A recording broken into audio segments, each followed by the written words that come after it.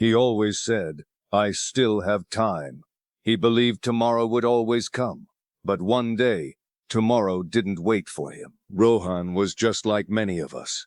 A normal young man, full of dreams, full of plans. He wanted to start his own business one day. He wanted to make his parents proud. He wanted to change his life. But there was one problem. He kept saying, "I'll do it later." Every morning, he woke up with ideas, big ideas, powerful ideas. But instead of acting on them, he would scroll his phone, watch videos, talk to friends, waste hours. Just one more day, he would tell himself. His father once said to him, "Son, time is like a river. It keeps flowing. You cannot stop it." Rohan smiled and replied, "Don't worry, Dad. I know what I'm doing." But deep down, he didn't. Days turned into weeks. Weeks turned into months. And nothing changed. One day, his best friend Arjun visited him. Arjun looked different, confident, focused. "I started working on that idea we talked about," Arjun said. "It's small, but it's growing." Rohan was surprised. "That fast? Already?" Arjun nodded. "I didn't wait. I just started." That night, Rohan couldn't sleep. For the first time, he felt something strange, not fear, but regret. He opened his notebook, the same notebook where he had written his dreams months ago. Everything was still there, but nothing had moved forward. He whispered to himself, "What am I doing?"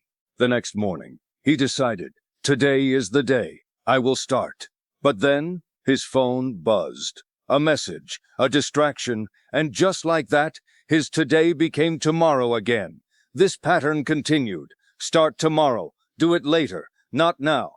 Until one day, something happened that shook him. Rohan received a call. It was from his mother. Her voice was not the same. "Rohan, your father is in the hospital." Everything stopped. His heart started racing. His mind went blank. He rushed to the hospital. When he entered the room, he saw his father lying on the bed, weak, silent. The man who once stood strong now looked fragile. Rohan held his father's hand. "Dad, I'm here." His father slowly opened his eyes. In a soft voice he said, "Son, how is your dream?" Rohan couldn't answer. Tears filled his eyes. His father continued, "Don't wait too long. Time doesn't wait for anyone." Those words hit him deeply. For the first time he understood. Not just heard, but understood. That night, sitting alone outside the hospital, Rohan looked at the sky. So many stars, but time was still moving, quietly, without stopping. He realized something painful. He wasn't tired. He wasn't unlucky. He wasn't incapable. He was just delaying his own life. All those days, all those hours, gone.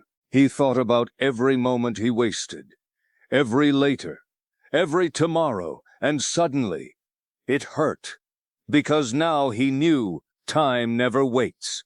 Not for dreams, not for excuses, not for anyone. The next morning, something changed. Rohan didn't wait. He didn't overthink. He didn't plan endlessly. He simply started, small steps, simple actions. But this time, no delays. Days passed, and slowly things began to move. Not perfectly, but forward. He still faced problems. He still made mistakes, but he never said later again. Because now he knew the truth. Time is not your enemy, but it is not your friend either. It just keeps moving, and if you don't move with it, you get left behind. So let me ask you something. How many times have you said, "I'll start tomorrow"? How many dreams are waiting just because you are delaying them? Listen carefully. You don't need more time. You need to respect the time you already have. Start today. Start now. Even if it's small. Because one day you will realize the same thing Rohan did, and that day might be too late.